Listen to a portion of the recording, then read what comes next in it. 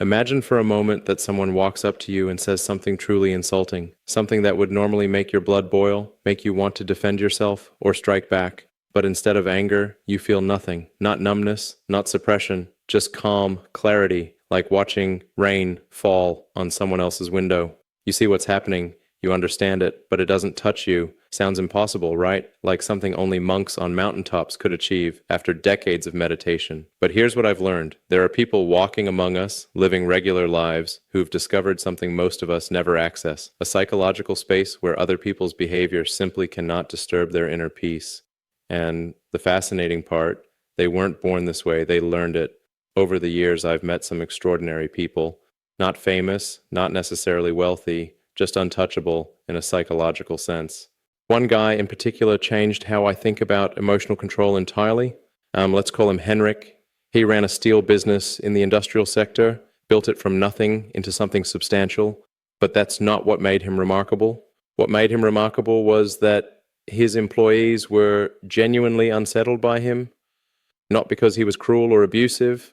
The opposite, actually. They were disturbed because nothing could make him angry. Think about that for a second. We're afraid of people who rage, sure, but there's something equally unnerving about someone who remains absolutely calm when they should be furious. When you insult them, they get curious. When you betray them, they get interested. When you criticize them, they ask questions. His wife eventually insisted something was wrong with him. She told me the story once. She confessed to a 6-month affair, expecting an explosion, maybe divorce papers, at least some visible pain. His response, 3 calm questions. Are you happy? Do you need anything from me? Do you want to stay married or end it? That's it. No yelling, no tears, no drama. Now, you might be thinking, okay, so the guy's emotionally dead inside. Trauma, maybe childhood damage. But that's exactly what makes this so interesting. He wasn't numb. He wasn't suppressing anything. When you talked to him, you could feel he was fully present, fully alive. He just had this immunity, this psychological armor that nothing could penetrate. So what's the secret? How do you become someone who genuinely cannot be bothered by other people's nonsense? It starts with understanding something that sounds almost too simple, but changes everything once you really get it. Every single person who makes you angry is actually showing you something about yourself. They're not your enemy. They're your mirror. Think about the last time someone really got under your skin. Maybe it was someone dismissing your ideas. Maybe someone being consistently late. Maybe someone criticizing your choices. Now here's the hard question. Why did that specific thing trigger you? Not why it was wrong or rude. Why did it hit you so hard? Henrik figured this out after a massive betrayal. His closest business partner, someone he trusted for years, stole his biggest client and nearly destroyed his company. We're talking about potentially losing everything he'd built. Most people would have wanted revenge, lawyers, public humiliation, the whole thing. Instead, Henrik asked himself one question. What part of me is this person reflecting? And the answer shocked him. His partner's greed that mirrored his own suppressed fear of poverty, the terror of ending up with nothing. His partner's dishonesty that reflected Henrik's tendency to hide his real feelings, to not be fully honest even with himself. His partner's willingness to betray. That showed Henrik his own capacity for selfishness, the parts of himself he'd never wanted to acknowledge. Now, this is where it gets practical. When someone triggers you, you have to resist that immediate urge to react and instead ask 3 specific questions. First, what trait in this person am I judging most harshly? Be specific. Not just they're rude, but exactly what aspect bothers you. Second, where do I show this same trait even in small ways? This is a hard one because your mind will immediately say, I'm nothing like them, but push deeper.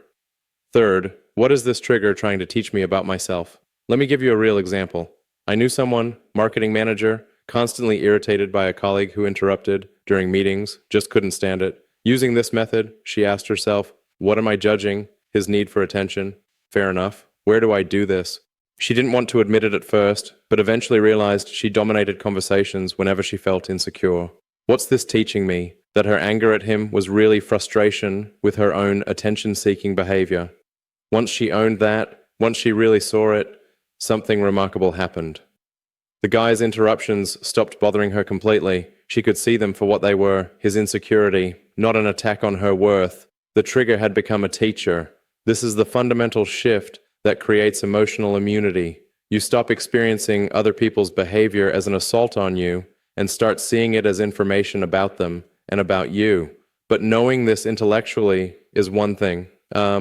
Actually living it, actually remaining calm when someone's attacking you, that requires something else. It requires finding this gap, this space between what happens to you and how you respond. Most people experience life like they're on autopilot. Something happens, they react, someone insults them, anger floods in automatically. It feels like one continuous event, instant and unavoidable. Trigger equals response, like a reflex. But what Henrik discovered, and what I've learned to access myself, is that there's actually a gap there, a psychological space where conscious choice lives. He described it in a way that stuck with me. He said, when someone insults him, time seems to slow down. He can see their words coming toward him, but instead of hitting him, they hover in the air. And in that moment, he has a choice. Do I catch these words and make them mine, or do I let them pass through me? That choice, that moment, that's where real freedom lives. It's the difference between being a victim of your emotional reactions and being the author of your responses. But how do you actually access it?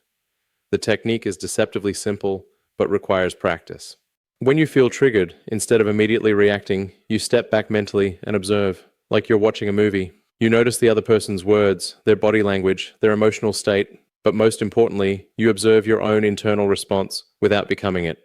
This is crucial. You are not your emotions.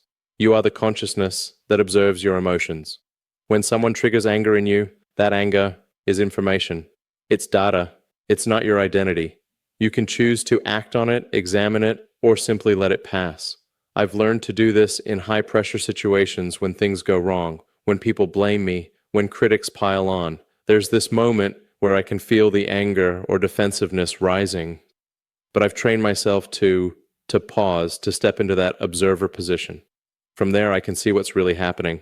I can see their stress, their fear, their projection, and I can choose a response based on what I actually want to accomplish, not based on emotional impulse. One guy I know, teacher, learned this with his principal, who constantly criticized his methods. Instead of becoming defensive, he trained himself to observe. He could see his principal's stress, the pressure from the school board, the man's own insecurities about education. From that observer position, he could respond with empathy rather than anger. And their whole relationship shifted. This observer position, this gap between stimulus and response, it's not about suppressing emotion or becoming detached. It's about creating space where you have power where you choose. But even with this observational ability, even with this gap, you're still vulnerable if you don't have strong boundaries. And I'm not talking about physical boundaries.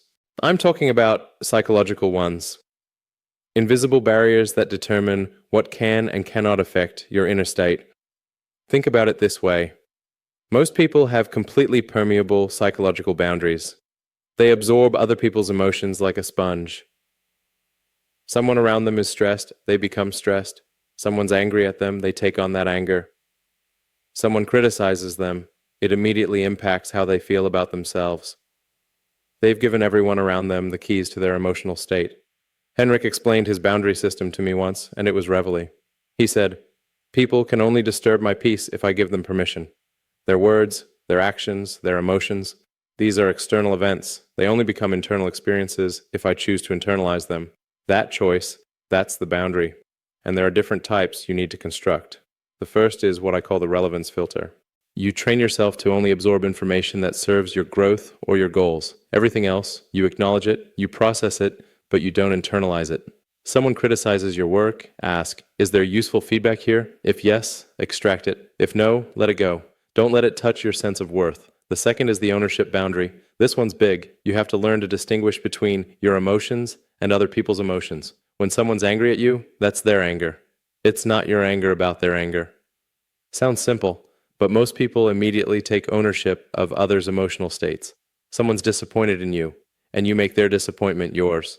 No, their emotional state is theirs. You can acknowledge it, respond to it, but you don't have to carry it. The third is the identity fortress. You develop such a solid sense of who you are that external criticism can't shake your core. You can hear feedback without hearing judgment of your fundamental worth. Someone says, you failed at something, fine, that's a failed action, not a failed person. Someone says, you're wrong about something, maybe you are, that doesn't mean you're worthless. I learned this the hard way in business. Early on, every criticism felt like a knife. Every failure felt like proof I was an imposter. But as I developed these boundaries, as I built this fortress, something changed. I could receive brutal feedback, genuine failures, harsh criticism, and it didn't shatter me. I could extract value from it without letting it define me. There's this guy, software engineer, constantly stressed by his demanding boss. His boss's moods were like weather systems rolling through the office, and this engineer was absorbing all of it. He learned to implement what I'm describing. Before work each day, he'd set an emotional firewall. I will observe my boss's stress, but not absorb it. He pre-selected his responses to criticism: calm, professional, learning, focused, and he anchored his identity in his competence and growth, not in his boss's approval. Within weeks, he reported feeling untouchable at work. His boss's moods no longer affected his performance or his peace of mind. And here's the interesting part: his boss started treating him with more respect, like he could sense this newfound psychological strength. That's the paradox of boundaries. The stronger yours are, the more others respect them. People can sense psychological strength, and they typically adjust their behavior accordingly. But strong boundaries do something else, something unexpected. They give you the ability to see through people's emotional attacks to what's really driving them underneath. When someone attacks you, when they criticize or insult or undermine you, they're always revealing something about themselves. Always. Not about you, about them. And once you can see this clearly, it becomes almost impossible to take anything personally. I remember Henrik telling me about a business rival who publicly humiliated him, calling him heartless and greedy, saying he didn't care about his workers. Instead of anger or defense, Henrik felt curiosity. He said, "This man's attack told me everything about his psychology and nothing about mine. His accusation of heartlessness revealed his own fear of being seen as unfeeling. His focus on profit showed his own financial insecurity. His concern for workers exposed his guilt about his own treatment of employees. Every attack is a confession. Every criticism is a projection. People aren't really fighting you. They're fighting projections of their own unresolved issues onto you. Think about the patterns. Criticism about your appearance almost always comes from people insecure about their own looks, attacks on your success, from those frustrated with their own achievements, judgments about your choices, from people doubting their own decisions. Once you can see these projections clearly, once you develop what I call psychological X-ray vision, something profound happens. You stop feeling attacked and start feeling compassion because you can see the pain driving their aggression. And Rich described it perfectly. When someone attacks me now, I see a wounded child lashing out in pain. How can I be angry at a child for crying? Instead, I feel curious about what hurt them and whether I can help. That's the ultimate immunity. When you can see others' attacks as expressions of their pain rather than assessments of your worth, you become completely unbothered by their behavior.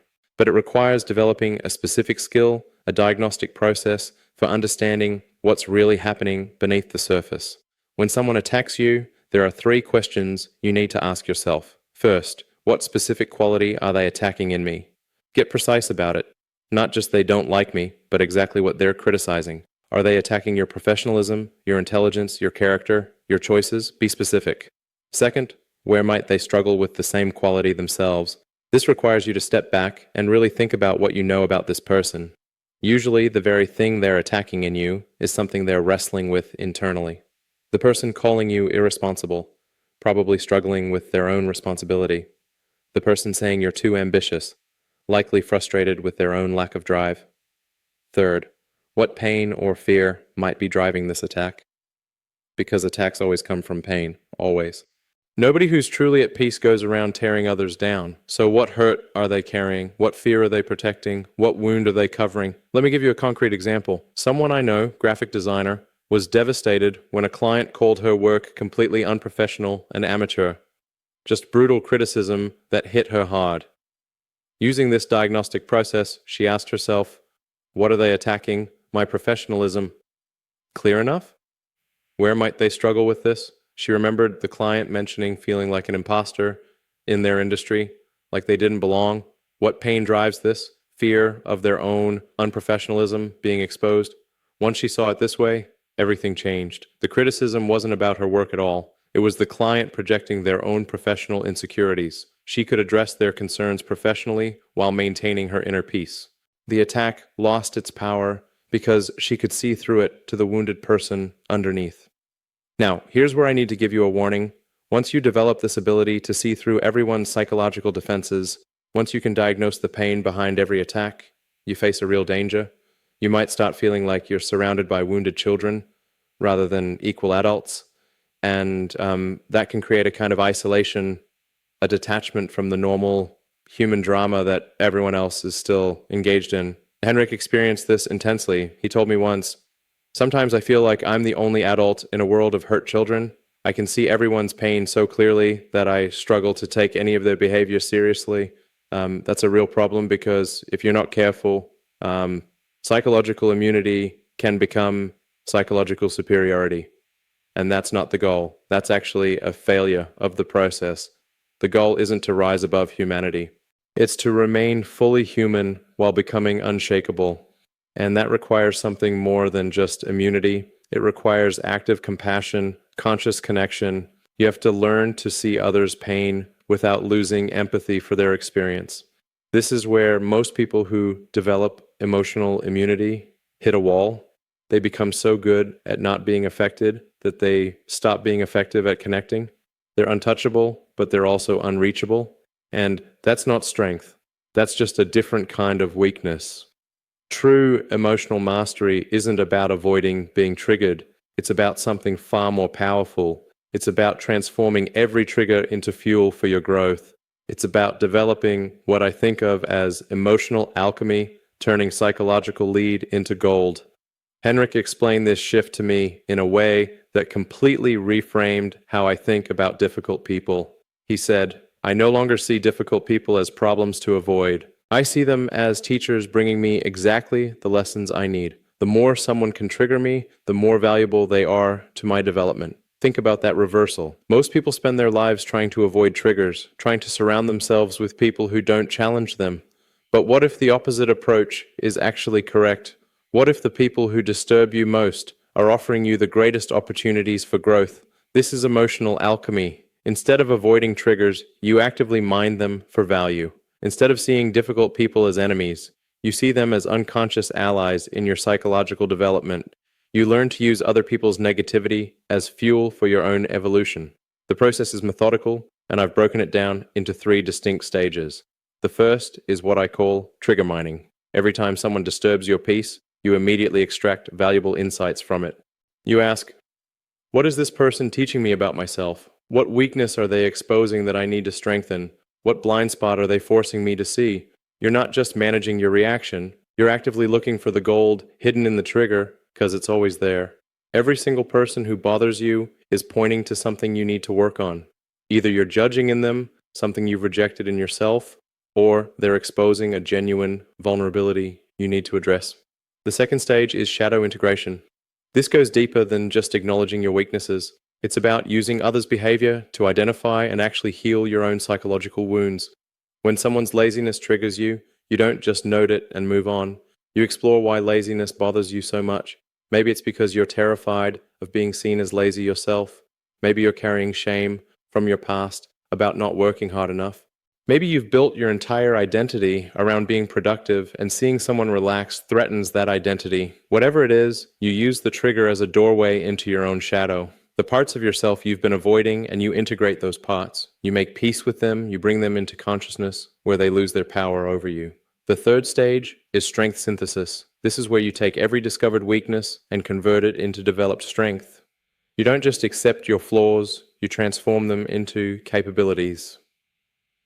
Let me show you how this works in practice. There was the sales manager, let's call him Marcus, constantly triggered by his team's laziness and excuses. Instead of just managing his frustration, he used the full alchemy process. He asked himself, what is their laziness teaching me? Answer, that he expected others to share his drive without understanding their motivations. That's trigger mining, extracting the lesson. Then, what weakness does this expose in me? Answer, his inability to inspire rather than demand. That's shadow work. Seeing his own limitation clearly. Finally, what strength can I develop from this? Answer: the skill of motivating others through connection rather than pressure. That's synthesis. Converting the weakness into a growth goal. Marcus studied motivation psychology. He learned to connect with his team's personal goals. He developed into one of the most effective leaders in his company. His trigger became the catalyst for his greatest professional development. That's alchemy, transforming the thing that bothered you most into your greatest source of growth. But I need to be honest with you about the shadow side of this process. People who master emotional alchemy sometimes become so focused on their own growth that they lose empathy for others, still struggling with basic emotional regulation. They start viewing every interaction as a learning opportunity rather than a human connection. They become psychologically sophisticated but emotionally distant. Henrik went through this phase. He told me, "Sometimes I feel like I'm conducting a psychology experiment rather than living a human life. Every interaction becomes a chance to study human nature rather than connect with another person. That's a real danger. You can become so good at analyzing and learning from triggers that you forget to actually be with people." The solution, the final piece of this puzzle, is learning to combine your psychological immunity with genuine human warmth. It's what I think of as becoming a compassionate warrior. Someone who can remain untriggered while still caring deeply about others. Someone who's psychologically strong enough to create space for others' emotions without being overwhelmed by them. Henrik's real transformation happened when he learned to use his immunity not as a shield to protect himself, but as a bridge to help others. When his wife expressed frustration, instead of remaining coldly unmoved, he held space for her feelings without absorbing them. He could be fully present with her pain without taking it on as his own. When his employees brought problems, he could listen with complete attention without taking on their stress. This is the paradox of ultimate emotional immunity. It requires maintaining your humanity, not transcending it. The compassionate warrior can feel others' pain without suffering from it, can witness others' chaos without becoming chaotic, can offer support without becoming depleted. The technique I've developed is what I call emotional Aikido. In Aikido, you don't resist incoming force. You redirect it. You use the attacker's energy to neutralize the attack. Same principle applies emotionally. When someone brings you anger, you don't absorb it or fight it. You redirect it towards solutions. When someone brings you sadness, you don't take it on. You transform it into compassion. When someone brings you fear, you don't catch it. You alchemize it into wisdom. Henrik mastered this so completely that people started seeking him out during their worst crisis. His mere presence seemed to calm others' inner storms. But he didn't achieve this through emotional detachment. He achieved it through emotional mastery, feeling everything but being controlled by nothing. That's the highest level. Complete vulnerability combined with complete invulnerability. You're open enough to connect deeply with others, but centered enough that their chaos can't destabilize you. You can touch their pain without being burned by it. You can enter their storm without being swept away. So, let me bring this all together for you, because what I've described isn't just theory. It's a practical path that anyone can walk, regardless of where you're starting from. The journey Henrik traveled, the journey I've been on myself, it moves through distinct stages, and you can begin this today. It starts with the shadow mirror, learning to see every person who triggers you as a teacher, showing you something about yourself. When someone bothers you, you stop asking what's wrong with them, and start asking, what is this revealing about me? That's the foundation. Triggers become teachers instead of enemies. Then you develop the reaction gap, that space between what happens and how you respond. You practice the observer position, stepping back mentally and watching your own emotional reactions without immediately identifying with them. You create choice where there was only automatic reaction. That's where your power lives. Next, you build your boundary fortress. You construct psychological barriers that protect your inner state. You develop your relevance filter, your ownership boundary, your identity fortress. You decide consciously what gets to affect you and what doesn't. You stop giving everyone around you the keys to your emotional state. As your boundaries strengthen, you naturally develop projection reversal, the ability to see through others' attacks to the pain driving them. You ask those diagnostic questions. What are they attacking? Where do they struggle with this? What pain drives it? Their attacks stop feeling personal because you can see they were never really about you. With this foundation in place, you begin emotional alchemy. You start actively mining every trigger for growth opportunities. You use shadow integration to heal your wounds. You practice strength synthesis to convert every weakness into capability. Difficult people become your greatest teachers. Triggers become fuel for your evolution. And finally, you step into being a compassionate warrior. You maintain your immunity while deepening your humanity. You use your psychological strength to create space for others, not to distance yourself from them. You practice emotional aikido, redirecting energy rather than resisting or absorbing it. This isn't about becoming emotionless. It's not about rising above human experience. It's about becoming unshakably centered while remaining fully connected. It's about achieving a state where other people's behavior is completely irrelevant to your inner peace while their well-being still matters deeply to you. Henrik proved this is possible. I've seen it in others. I've experienced it myself in moments. And here's what I know for certain. The only person who can disturb your peace is the person you haven't fully understood yet, and that person is you. When you master this, when you really integrate these practices into your daily life, no insult can define you, no criticism can shake you, no attack can destabilize you. Not because you're numb or detached, but because you're so deeply rooted in understanding yourself and others that external chaos simply cannot reach your center. Your journey to this kind of immunity starts right now, today, this moment. Every trigger you encounter from here forward is an opportunity. Every difficult person is a mirror. Every challenge is an invitation to practice what I've described. The businessman who couldn't be bothered. The man who responded to betrayal with curiosity instead of revenge. He wasn't born with this ability. He learned it step by step, trigger by trigger, just like you can. So, here's my challenge to you. Think about the last person who really got under your skin. Bring them to mind right now. Now ask yourself those shadow mirror questions. What trait in them am I judging harshly? Where do I exhibit that same trait, even in small ways? What is this trigger trying to teach me about myself? That's where the transformation begins. In that honest self-examination, in that willingness to see your triggers as teachers instead of enemies, in that commitment to building psychological immunity, not through armor, but through understanding. If what I've shared resonates with you, if you're ready to begin this journey toward emotional immunity, take a moment to like this video and subscribe to the channel. Share in the comments below what moment in your life most tested your calm. What trigger do you most want to transform into a teacher? Because that's where real change begins. Not an abstract theory, but in the specific personal work of choosing how you respond. Remember Henrik's final insight. True strength isn't about what can't touch you. It's about what you can touch without being changed by it. That's the power available to you. The power to never be bothered by anyone again. Not through coldness, but through clarity. Not through detachment, but through deep understanding. The journey begins